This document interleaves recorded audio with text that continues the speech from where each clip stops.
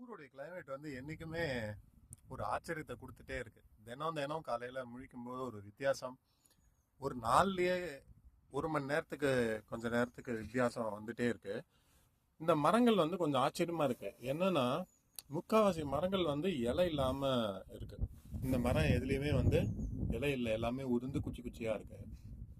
ஆனா இந்த மரங்களை பாருங்க. இந்த மரங்கள்லாம் வந்து எவ்வளவு குளிர் அடிச்சாலும் பனி பெஞ்சாலும் இலைகள் வந்து உதிராம அழகா இருக்கு. இது கொஞ்சம் வித்தியாசமா இருக்கு. இயற்கையிலேயே சில வேறுபாடுகள். இன்னொன்று, நமக்கே இவ்வளவு குளிருதே, இந்த மரங்கள்லாம் இவ்வளவு குளிரை தாங்கிட்டு இருக்கிறது வந்து ஒரு ஆச்சரியமான இயற்கை அதிசயம்தான்.